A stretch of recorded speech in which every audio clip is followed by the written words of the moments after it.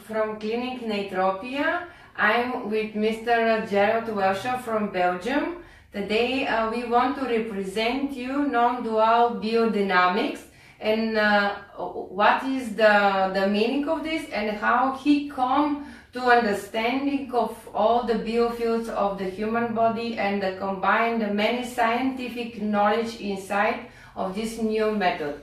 So hello Gerald, glad to be with me in my clinic and could you represent us and say who are you and how to come to this understanding of biofields and healing of the human body? Yes, thank you very much for welcoming me here. Hello everybody who is watching this.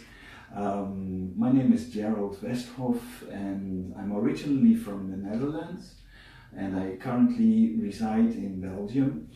And we're here today to discuss and introduce Nondual Biodynamics in Bulgaria.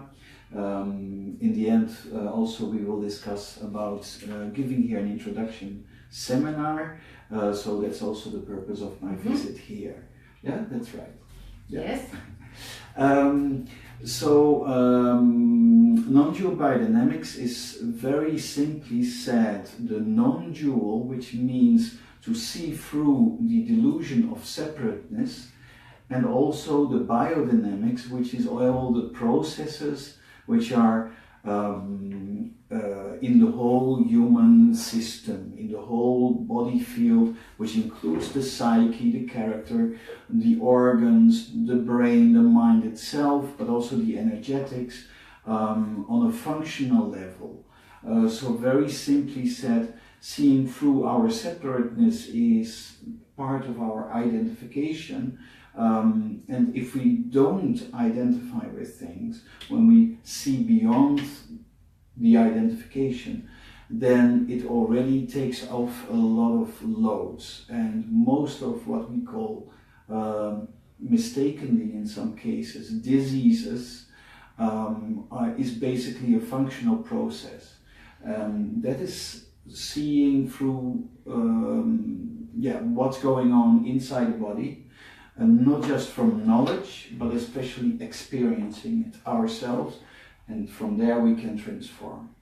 Okay, so what is your, how to say, insight, from where started all this insight, what you now explaining to us?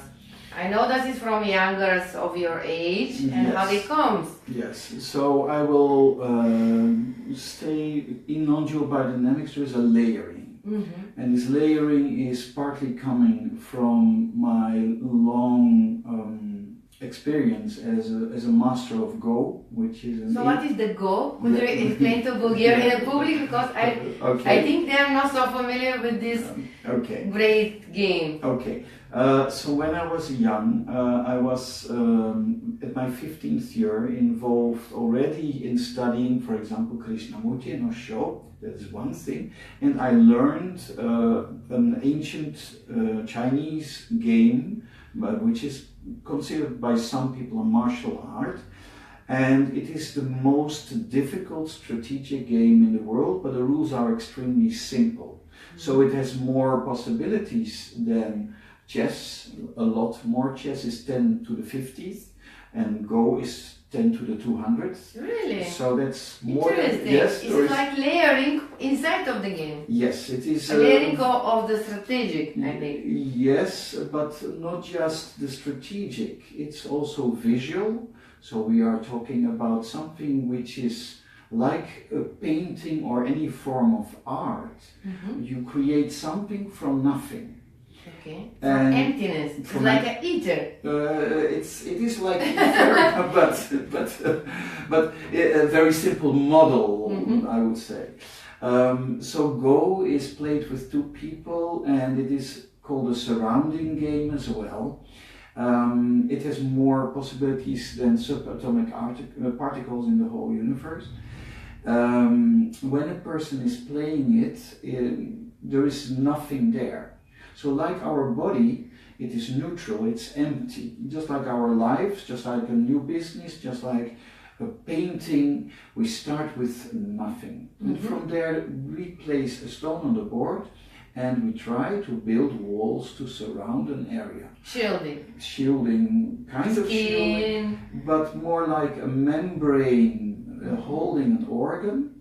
And then I come to the next layer already in the biodynamics, and that is the fascia, or the connective tissue, which I call the fluid tissue in the body. So from learning how to play Go, I played it at national, European and world championships.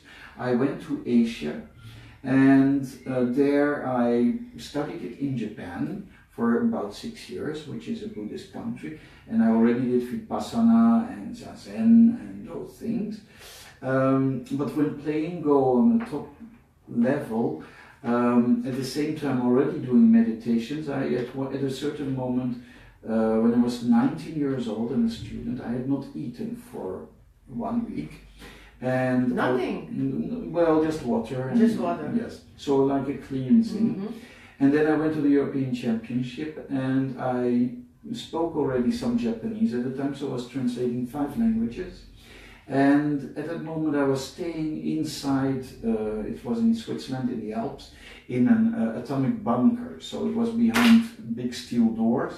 It was really, how should I say, like a huge cave in the mountain. Mamma mia. And, it's a big experience, I think. Well, it was. I didn't have any expectation when going into it. It's like inside of the womb feeling, probably. It was. It was like nothingness. If I would call it that, because it was pitch dark, black, no light. Nobody was in this room of 8 bunk beds. There was no time. There was no air change. Nothing at all was changing. It's like, being even without any sounds. So the only thing which is there is the thoughts in the mind. And looking and seeing your thoughts pass by in 5 different languages is, to say the least, very interesting, because you don't have any other input. So you really become focused, one-pointed on those thoughts. And there is a stillness between thoughts. There is a nothingness which is deeper than this nothingness which you and I can put in words. And that is simply a deep stillness. So at my 19th year, I had this, let's call it a deep, profound, abiding awakening. And that has never left me from that time. It was the realization that we're not our thoughts, that we're not our feelings, that we're not our body, but that we are something totally different. We can call it awareness and consciousness, but it's simply even not that. Okay, but can you feel your energy system when you are in this cocoon stage? Because I know some kind of shamanic technique where they use in Peru and Mexico. They put the people inside of the cave, dark, nothing to eat, just water for several days or a week, exactly, to clean them energy system, to clean the mind, and to teach them how to start to see them energy system, and especially to feel them energy system. I don't know about this specific. That this is a specific shamanic technique. This is something part of what you done, but this is like a tradition on these places. Even for so sick people, for long-lasting diseases, they recommend them those kind of techniques. Yes, possibly. I know ayahuasca. I've never used it. No, it's nothing with ayahuasca, mushrooms or something. No, just pure in darkness. I only know that when you are totally deprived from any sensory input, and they've done a very interesting experiment at the university, and it was putting people in a small room without anything, and the only thing they could do was give themselves an electric shock. In order to be not alone with their own thoughts. And very interestingly, 60% of the male students gave themselves this painful shock over and over again, not to be with their own thoughts. So to understand the nature of human suffering, Usually that is with identifying with our thoughts, believing our thoughts are true, which actually they are not. So to really see beyond our thoughts is for any person a very welcome exercise, I should say. Yeah, but thoughts, they're kind of layering, I think, of us. Yes. I was simply staying there by coincidence, I would say. Since I was a student, I did not have much money, and it was the cheapest place to stay the night, cheaper than the hotel or whatever. And it brought me a huge gift, which I was not actually aware of what it was until much later when I studied Advaita Vedanta, which gave me the words. So the Bhagavad Gita is a very, very old book in Hindi, in India, and that is the basis for much of the teachings which gurus are giving in satsang. So non-duality is basically passing through these delusions, as I call them, and they also are basis for a lot of, and I call it the emotional hooks which we are feeling. And an identification has a dent. So when in your system there is a dent, and believing there is a separate self, that is a very, very big dent already, it means that your dent is a place where all your emotional trauma can stay in. Now, to go back to the timeline, so I went to Japan and I studied after that shiatsu. I studied some Reiki, energy healing, quantum touch, earth healing field, a medical course. I did then craniosacral therapy, and all of these are helping further to, as I call it, develop. So you layer it yourself? Yes. Your knowledge? Yes. Layers by layers? Basically, it's like an onion, taking layer by layer away from it. And taking from all the teachers who I've had certain ideas, certain concepts, and integrate it into myself, put it in my own words, in a way that it becomes totally clear, very simple to learn, but when you are deepening to this inner stillness, or inertia as we may call it, into our core, it generates a huge energy at the same time. So if we take our human energy field, and I've been, since I was small, able to sense and feel energy, at that moment when you open this inner core more and more, when you have less emotions and other identifications to hold on to, then it is possible to, as I used to say, realize a lot more. So your health increases, your potency increases, your well-being increases, and it starts to shine through. Yes. So this is inner core. Can we say that this is like a central channel, what they use in Indian medicine, Chinese medicine? Is it the central channel, or Nadi, Sushumna, Pinda? Yes. You call this the main channel inside of the energy system of the human? Yes, you can compare it with that, but in embryonic, so in the embryonic state, every vertebrate mammal has a notochord. The notochord is basically the first core which arises when we are formed. So in vivo, so not in vitro but in vivo, in real life, when an ovum, so a female cell, is met with the sperm, it's not like in male thought idea that the first sperm wins. It's not like never like this. It's that all these sperms which we have is functional, and they all have a tail. They have ejected everything except for being focused and movement. And the ovum has really spread out. It's the largest cell in the whole body, and both of them cannot survive by themselves. So from polarity they are attracted like one side of the earth to the other. When they arrive, these sperm cells, they are attaching themselves to the outside of the ovum. But in the specific places, I know they said it's supposed to form the seed of life. Yes, and it starts to rotate, so it can be. They make like a Faraday like cage. A dance, it's like a dance actually. Two polarities meet each other. Yeah, and form Faraday cage.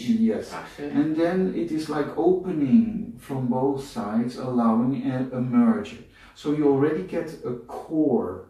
Now this is basically our notochord, our midline, and from there light is being used in order to make a blueprint in which form arises. So the torus form actually like inside is inertia, like tachyperbola, then magnetical part like a torus, and electricity in the between. It's like Tesla said, 369, no? Yes. If you know it, you know everything. Yes, it's and if you see it, you cannot unsee it, as I call it. So at the moment, I have two sons. They're now adults already.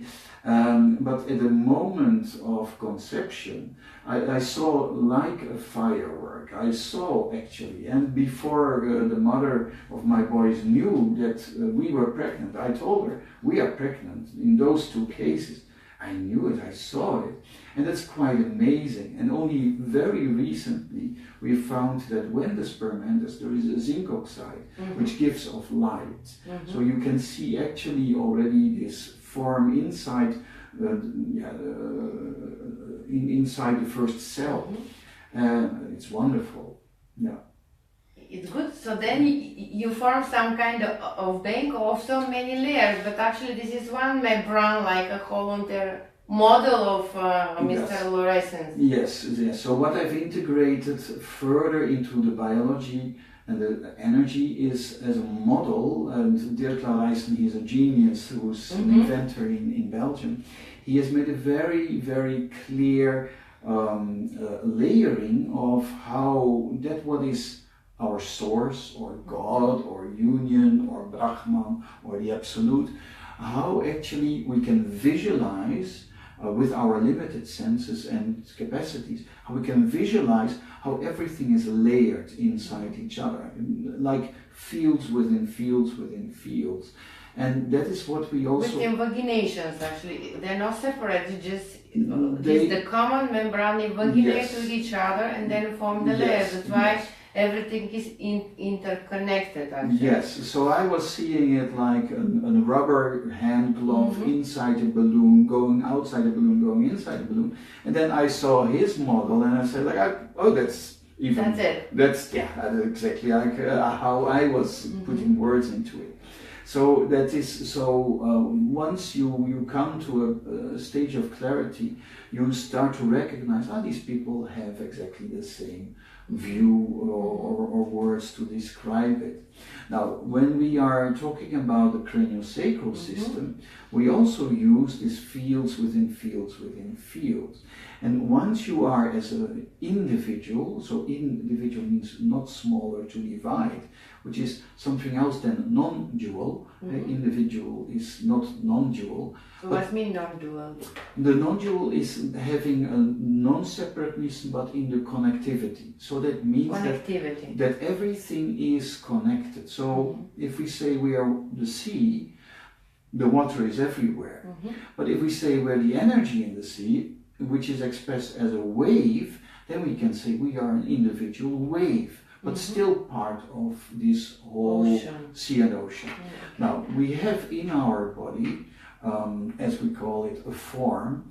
When you take embryology, the form arises in the fluids.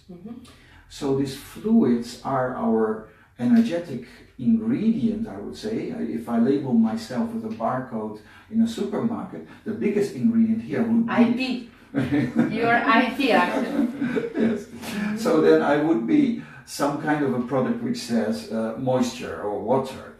And recently Gerald has made very clear there is a fourth kind of water which is called structured water, or also called exclusion zone water if it's in the body between this is the fourth state of water. That's the fourth state of water, yes. And that is, energetically speaking, what is happening in our body. So from these layers and layers and layers, fields within fields within fields, you have to understand that if I take this person here, it is like an orange. Our human body is like an orange. So we have our outer skin, and if I would open this person, there would be smaller particles like an orange inside with other membranes around it, around the stomach, around there. And in the old days, we used to cut out the connective tissue and just look at the organs and take away all those membranes. Yes. But if we nowadays look what is the most important, and that is something which often we cannot see. Nowadays we all have Wi-Fi, and in the body, the human body, we cannot see with our eyes that there is an electromagnetic field inside and outside the body. So that is basically where the form in the fluids arises. Yeah, are you still following me? Yes. Yes? Okay, I hope that people out there also follow it.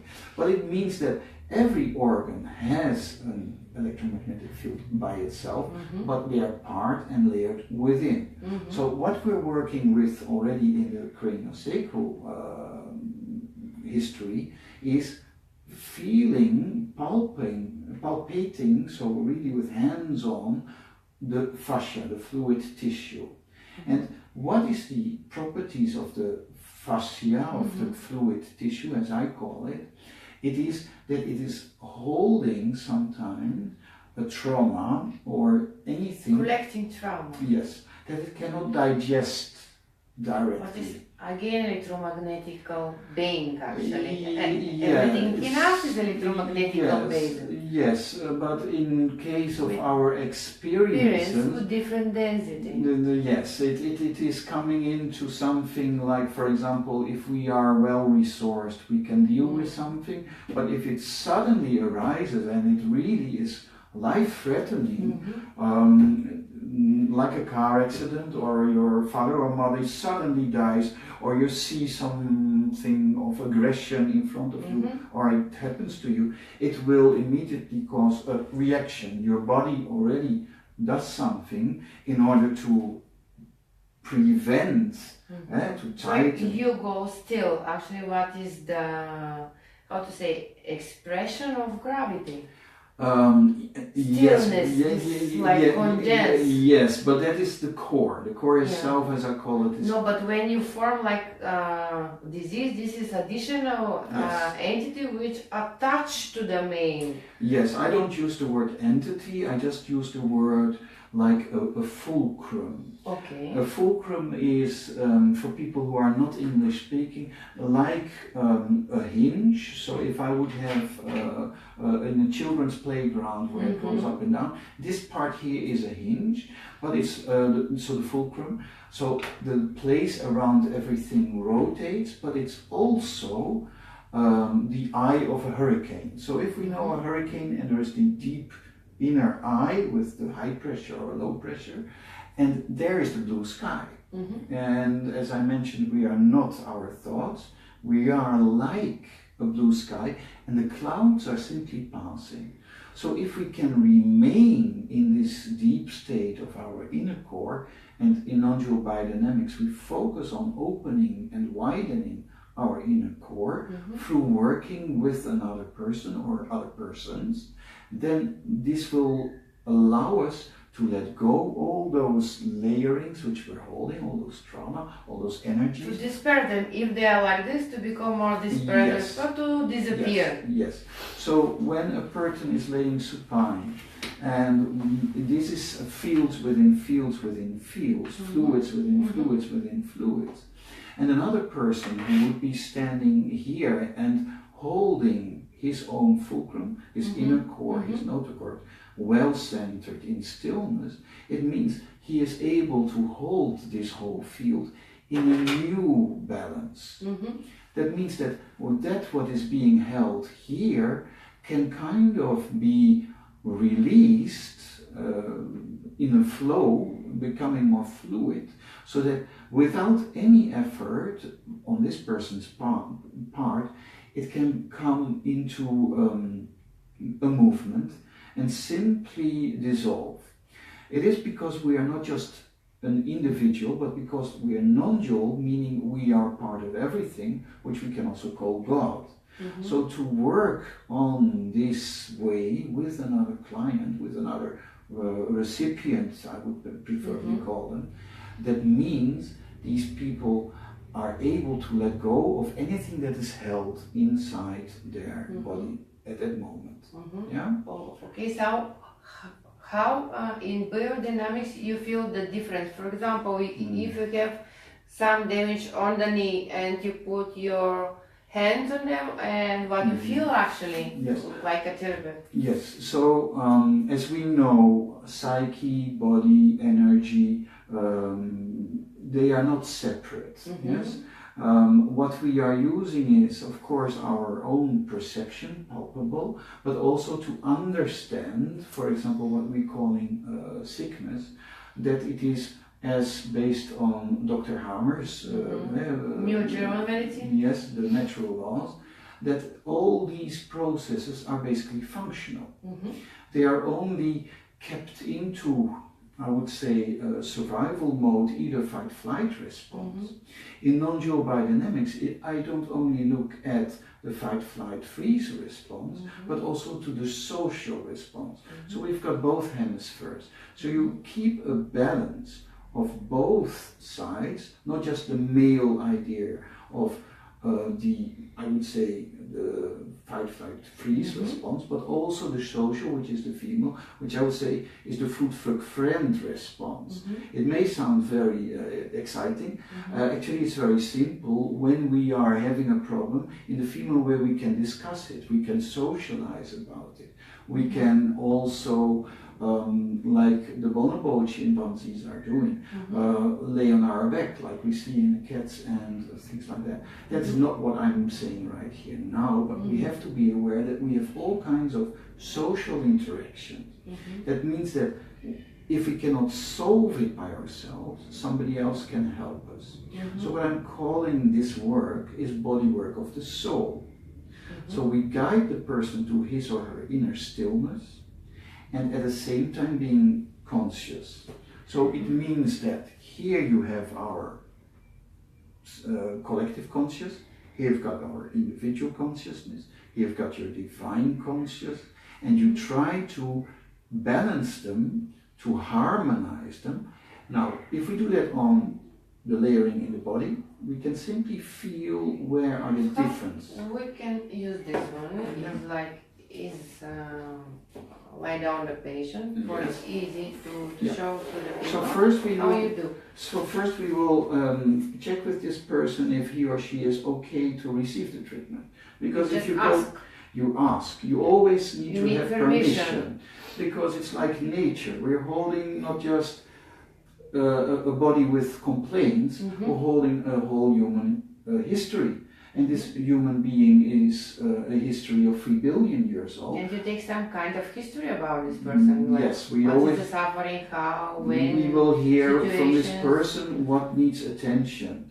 But sometimes people do not express immediately what is held inside them. Now, when we touch another person, and then I go a little bit further back to my Asian experience, where we have Tai Chi, for example. Tai Chi is a martial art, but at the same time we have Qineng and Qigong, which is the energetic and body healing. So the craniosacral layering is similar, like Qineng and Qigong.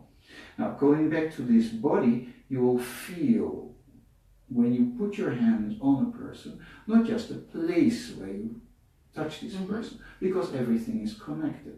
So that's why in Tai Chi, a grandmaster doesn't want you to touch him, because you can feel in the body where he or she is having his or her weak points. Okay. Yeah. So you can just touch this person and you already feel the movements in the fascia. So you just continue with this person, making a scan. Not just you with your experience as a practitioner, but it is all about the recipient.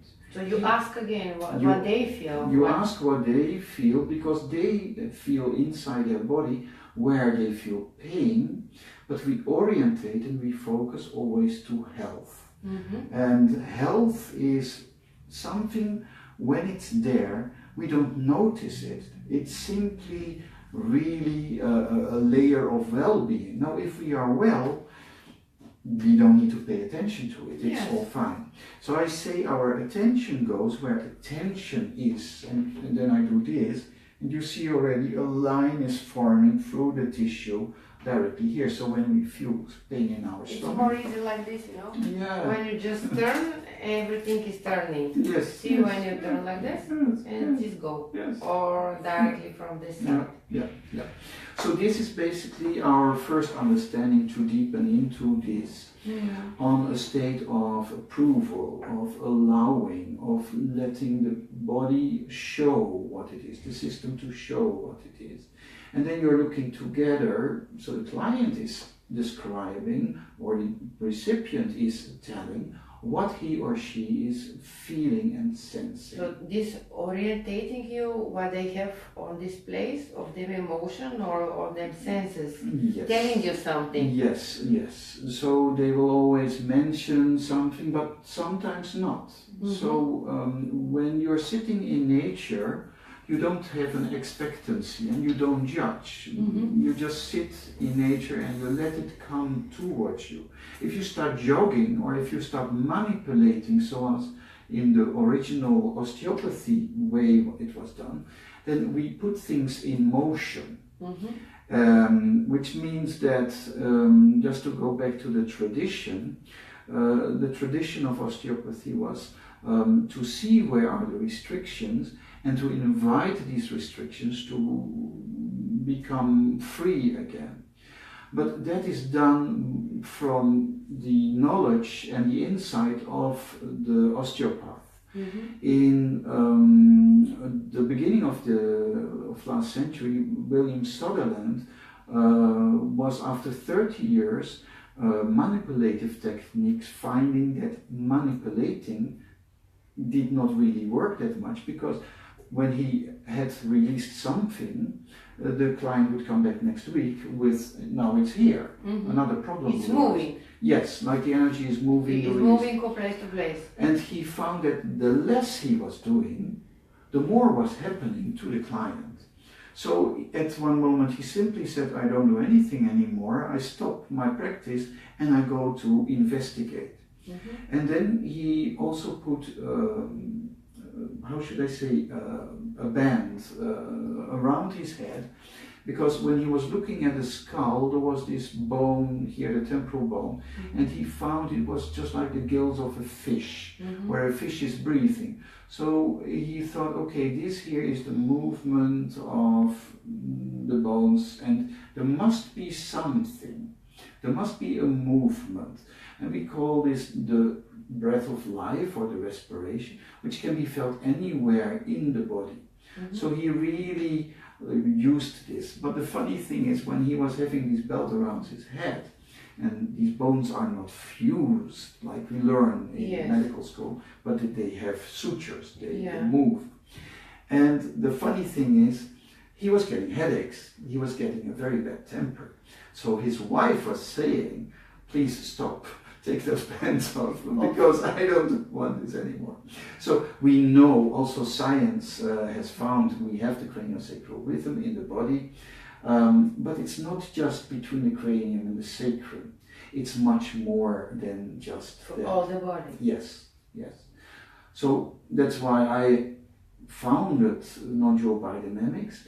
in order to be working with this whole layering within the body, not just the craniosacral system alone, and to include the insights from both the Dr. Hammer, both the Holland model, both Syntropy, as I call it, which is based on understanding life itself, based on science, the delusion of time-space.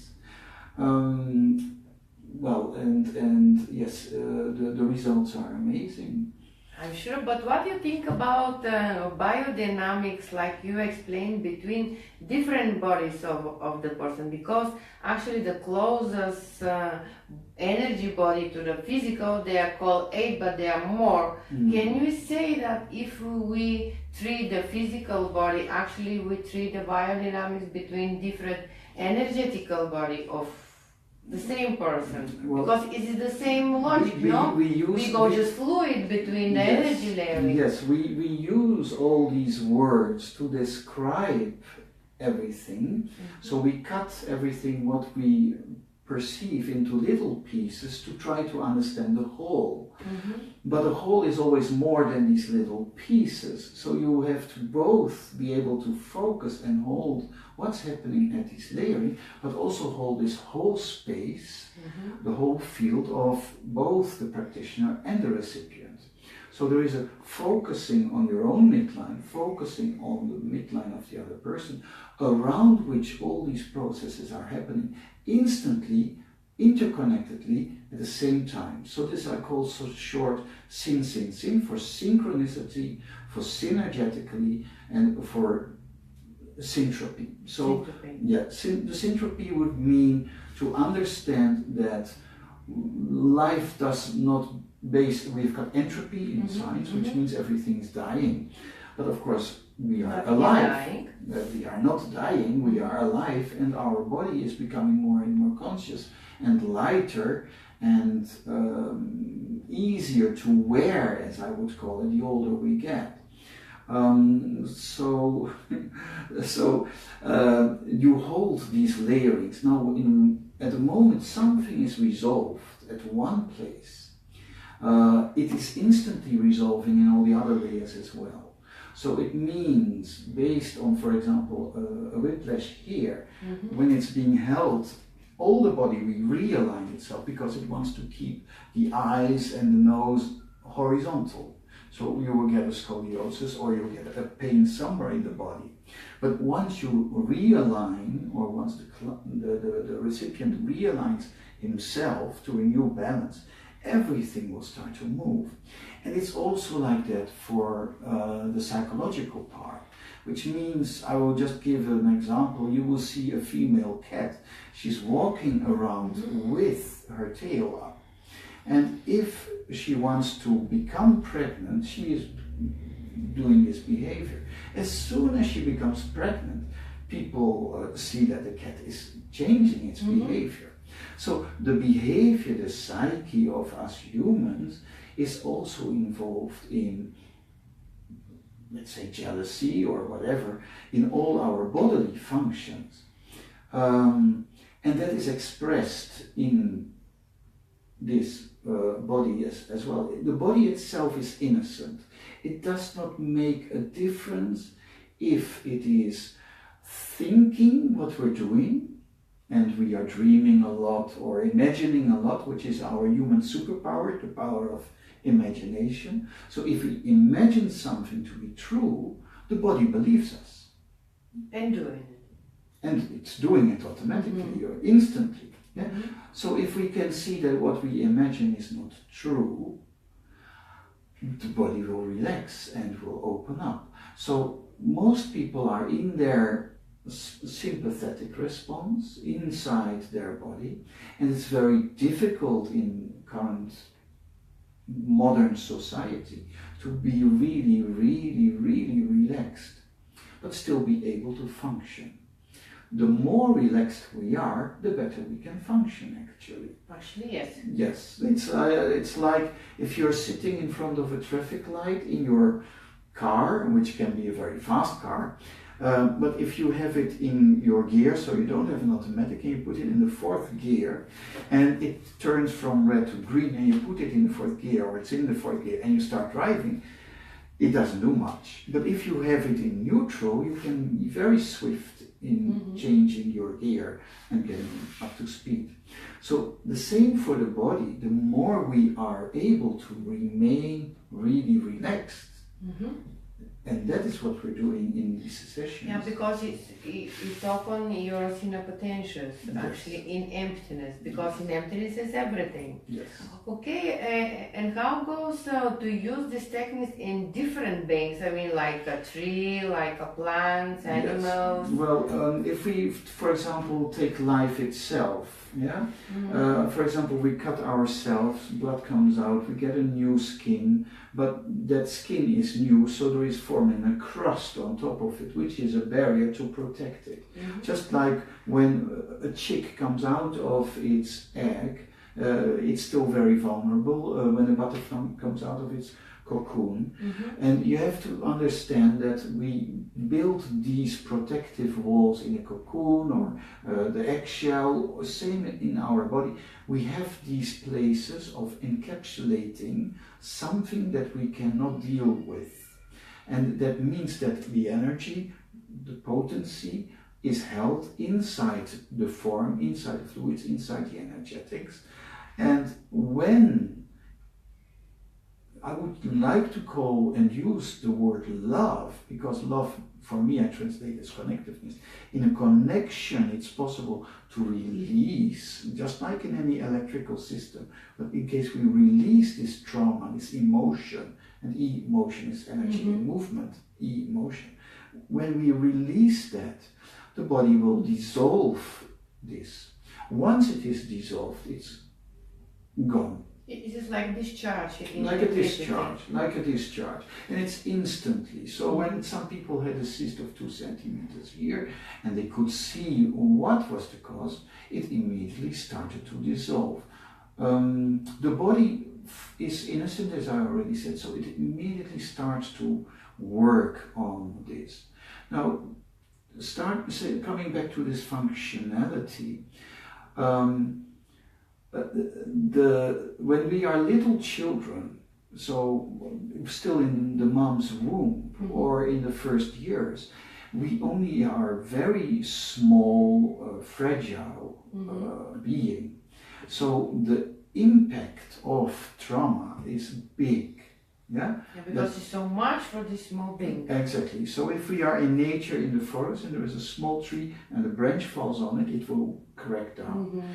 When that happens for a young plant, it's just continues to grow, including this bend, including this twist, including this neurosis which we have in our psyche.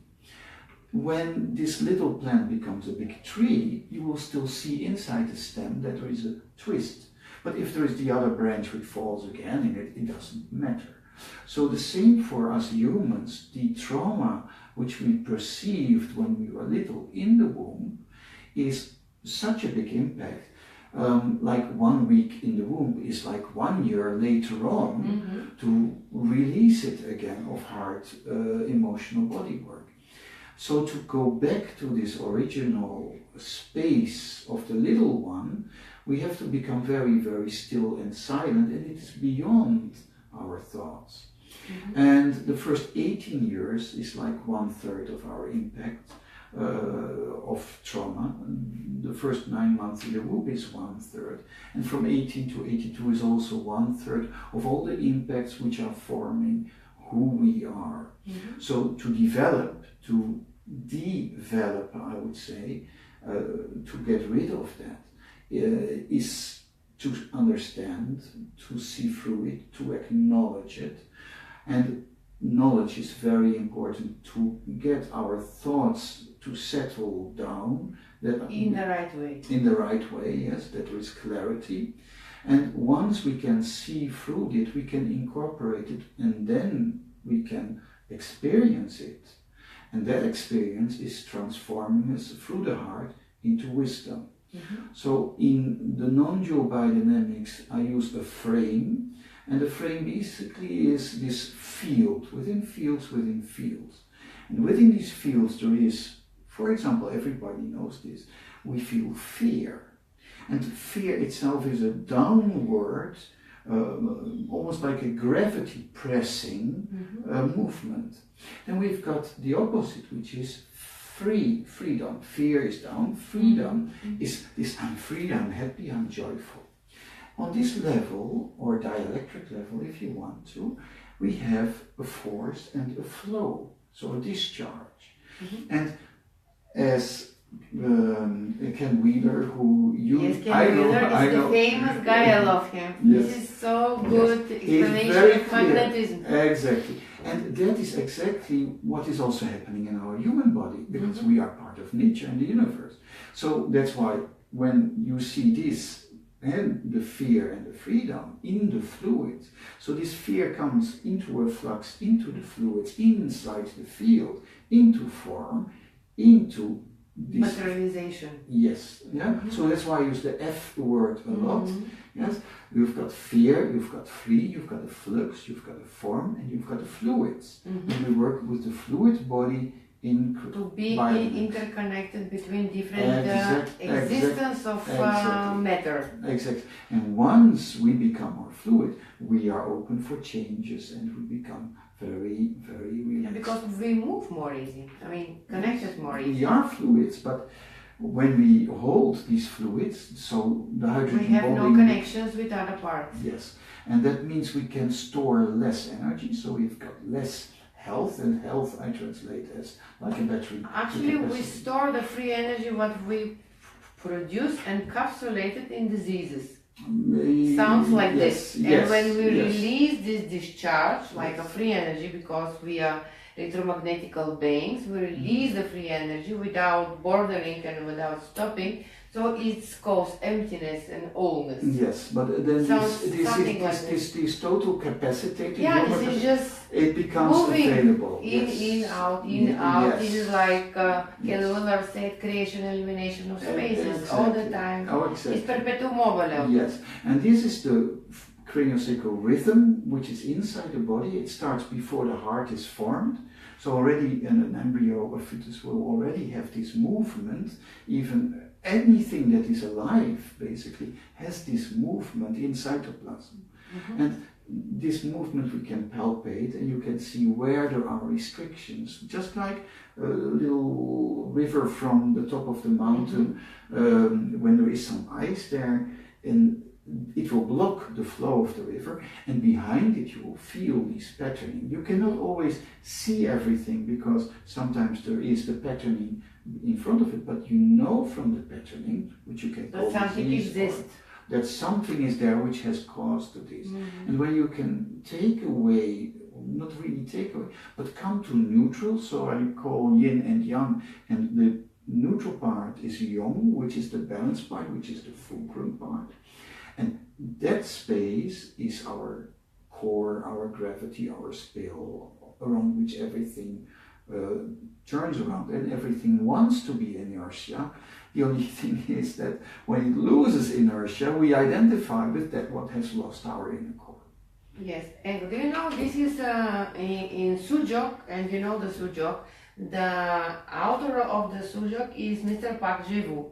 And he built three origin theory. Actually, Neitropia, this is what you call inner core, because for him explanation of three origin theory, in the beginning is the Nuto, nothing, emptiness.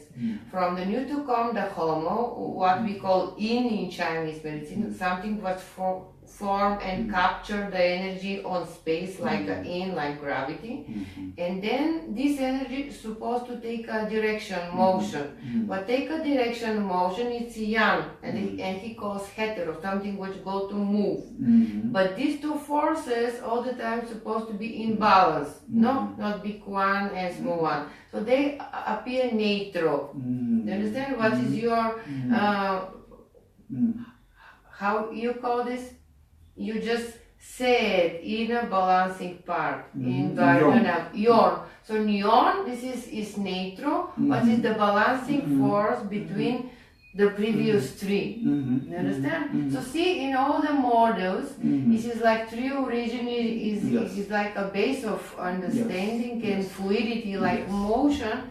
This is interconnected, how to say, sign of everything. Yes, and then if we go beyond the tree, there is the dot in the Sri Yantra. Yeah, this is emptiness. Which is, Newton. yeah, the absolute. Absolute ether or whatever we say, we cannot define it. It becomes totally unsayable because you need to put one you opposite to cannot define the God because it's not definable. It's everything. You cannot just. When you define something, you limit it to something. We can only say it's not that, and if you think it's that, it's not that, and if you think it's that, it's not that either. And that is something which is possible to enliven, and that's why I call this work satsang on the table. Yes. What is the meaning of this word? Of satsang? Yes. Well, satsang is used in India a lot when we are talking about Advaita Vedanta, when we're talking about understanding dukkha, which is Sanskrit for suffering, but suffering is not the correct translation. I would like to use unease. And I love this word unease because unease is actually then the same as discomfort or dis-ease. And the wonderful thing in nature is that everything is functional. So when we are in nature and we need something, it shouldn't bother us. For example, we need to run away from something. But when we are safe, then we can, for example, release it. Sometimes so safe is the first chakra actually. You need safetiness. It's like opening the chakra and opening the inner core. Yes. Safe is in this work of biodynamics the most important feature, I would say. A lot of people have never really felt safe, like Dan Siegel is saying. Sometimes you want to bond with your parents. And that is the place where you go to when you want to feel safe. But the unsafety, the threat, is caused by your parents, which means you come into a spagat, into an opposite direction. You want to go away from it and you want to go to it. And this has happened to many people in our society nowadays. And when we are going to safety, for some people it is the first time to really let go. Themselves. Yes, but also to be okay with their own discomfort, with their own pain. And they start to feel, oh, I feel all of this. But since we orientate not to unhealthy, but to health, and if we have a pain in our knee or in our shoulder, and the attention goes here all the time, it's just a little part of the body which forgot it's part of the whole body, which is healthy. Yeah? So then this part is supposed to remember that it's part of something healthy. And the word remember, a member is a part of the body, is a membrane indeed, and it is getting back together. It's starting to resonate again. To reconnect to the wall. Exactly, and that is actually the word remember. I love language to play with these words. So in dukkha we say unease or dis-ease or suffering. And what did it for me, without having a me as a result, even after my original awakening, there was still something I was playing along just like everybody else, that there is a Gerald, that there is a separate self who is wanting and saying and doing and whatever. But when you start to look at the body, the hair grows by itself. Everything grows by itself. Everything, the nails, whatever. Yes. Nothing comes to you. I cannot say stop growing, and it doesn't do. And even a lizard, when it loses its tail, it will grow it back. But all of that is based on energy again. So on polarity. Just like when you were asking about the plants, if we cut off a piece of plant and we stick it again in the water, it will start roots again. So nature is energetically, the membrane which you are mentioning is in our bones. So there is a membrane around the bones which has copper ions, and that's why and how we grow back our bones together. And many doctors regretfully don't understand and think like this, but once you start to understand and see the body as an energetic field within fields within fields, things become much clearer and simpler of what we're feeling. So this little part of us forgot that it's part of a whole, of a structure. Yes. So looking through dukkha, it's written in the scriptures, there is nothing physical nor non-physical that can end suffering, that can end dukkha. So what does that mean? It only means exactly what it says. That nothing, nothing can end suffering, physical or unphysical. So that means there is one little word which I skipped now. Namely, there is nothing that can end your suffering. So there we go. There is nothing which can end everything. And there is your suffering, and your suffering cannot be ended. So once we realize there is no you, there is no self, and that's just seeing it, realizing it. There is no you inside which you can find. There is no heart chirurg who found myself in his heart, or a soul in the brain, or whatever. So that means this perception which we have, what we really are, our true self, is something totally beyond what we believe. Yeah? Yes. And this dukkha, so this suffering, basically is transformed after we see through realization, self-realization. Now that part is not sufficient. What you also need is a self-love, a self-appreciation, a self-acknowledgement, a self-trust, a self-confidence which is almost unlimited in order to be able to really appreciate yourself. If you don't love yourself, your body, know your self-knowledge, if that is maximized, this self will dissolve as well, because there is nothing anymore, no hold-on, which is hold on to, no dent in the balloon, which is keeping anything. It will simply be able to dissolve. It's amazing.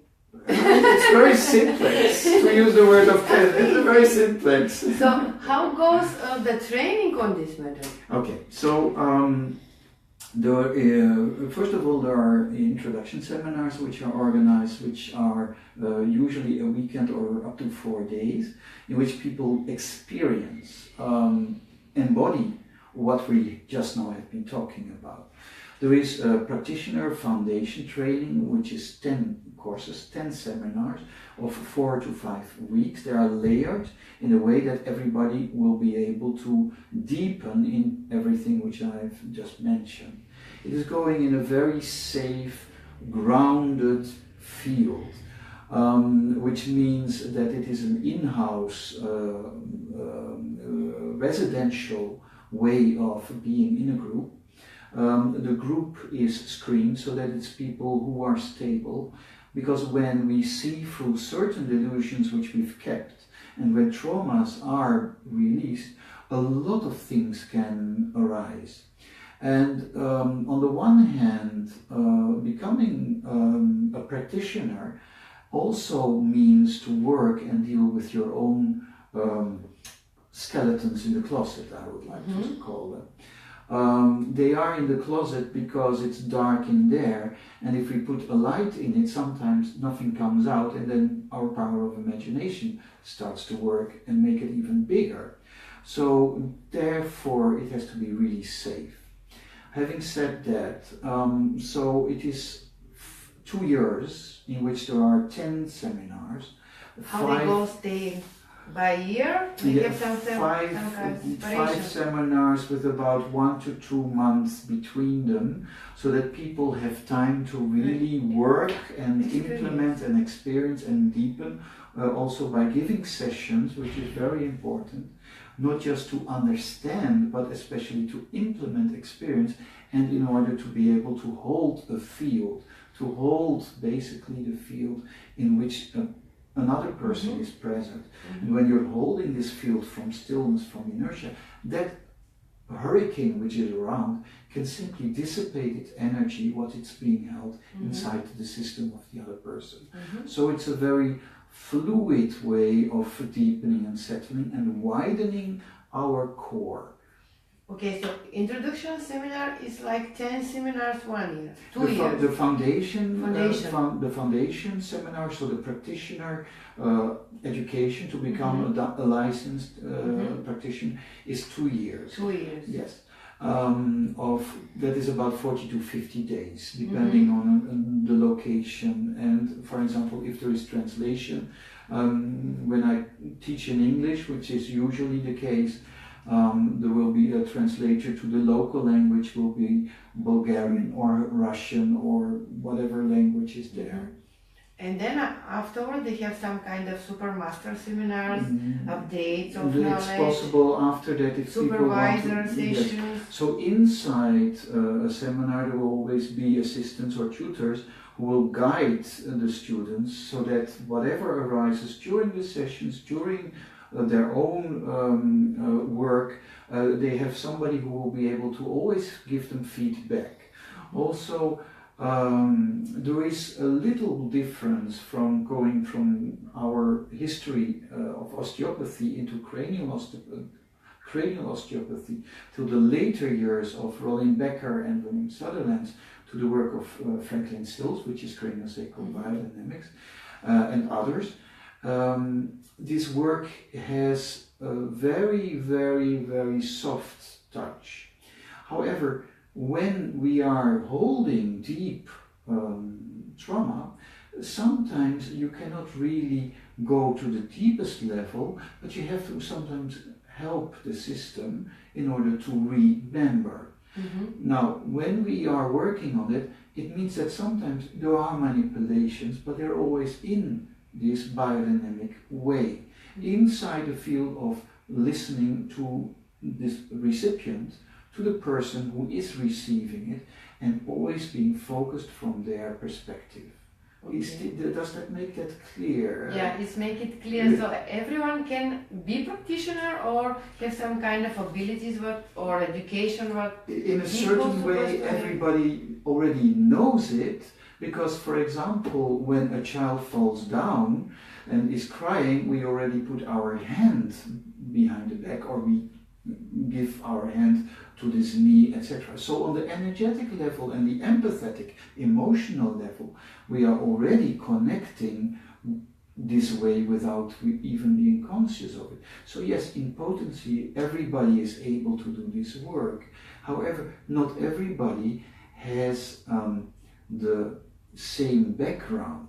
So it means a body worker or somebody who has an experience as a manipulative chiropractor, for example, those people may find this course very refreshing and interesting, because they are coming from a different way of their own orientation, instead of the client or the recipient orientation. If we are a yoga instructor, we already know the body works, and in Kriya Yogi, we already know a lot about the energy work. And I always include certain meditations and practices. In one of the practices which I have been experiencing myself, I don't know if you know boxing Mike Tyson or Muhammad Ali. Yes. This experience was like 1,000 Muhammad Alis, and it really blew up from under my spine, out of my head, really opening the Kundalini chain. That is what I later understood what it's called, but it took me by surprise. Now, I would not want anybody to experience this It's hard experience. I did also in my way, but it's really hard. Yes, and it opens up the system completely. And if you don't know how to handle it, even I had the patients, they go like in some psychic state, and then it's not visible, some of them. Yes. So that's why it has to be very safe. It has to be grounded. It has to be very careful. And when the mindset is only oriented to giving, in not being able to receive, which most body workers find harder to receive than to give, and that has to become neutral. Our little child is often acting from a lack, from a shortage. And once we can fulfill this, not outside, but inside ourselves, then we can become a really balanced practitioner. But the practitioner is supposed to have, I think, some kind of futures, like to be emotional, stable, psychic stable, healthy person, and some kind of healthy habits to have? Not necessarily, because to have the clean energy and to be in balance, I think. Well, energy itself is neutral. There is no balancing his energy or her energy. Yes, so when a practitioner is present, in Zen state, I say. Yes, he or she puts his or her own, say, luggage or personality or ego outside. When we're talking about a person and we're talking about the source or Brahman or the divine, then it means the divine is in everything, which means that the body is our temple. So we're doing sacral work, which is craniosacral, holistic health, holy work. And that means that you have to really respect yourself first in order to respect the other person. And that means you have to respect boundaries. You have to listen very careful. You have to really... And to not to insist to help or to implement. Because you say you're supposed to. Exactly. Because when a person is asking for help, I have a problem, please help me, that is already a huge step for most people. And then if you are saying it has to be this, this person really wants to be heard, felt, appreciated, accepted, just the way they are right now. And that is already the start of healing. It's amazing presentation. And what you want to say, like a final of our live stream to the Bulgarians? Well, first of all, I'm very happy that I can be here present with Dr. Eliya in live. And that most likely we will be able to hold our introduction ceremony here in the near future. Anybody is welcome, is invited. As you say, certain people is more preferable if they have a body worker's background, a medical background, anatomic background, psychotherapist background, physiotherapist background, acupuncture, alternative, holistic. But that is not a prerequisite.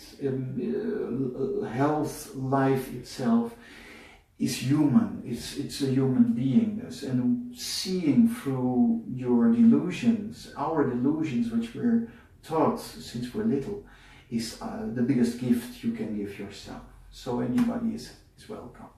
Okay, thank you very much for this interview, and I appreciate that you are in Bulgaria, in Varna, in my clinic, and you want to share your knowledge with Bulgarian healers, because biodynamic is not so popular in my country, and how I know many people want to learn from you, and you are like a guru for the osteopathy and biodynamics. Thank you very much to be with us, and I hope the seminars will happen soon. Thank you for being with us. Thank you very much. Thank you.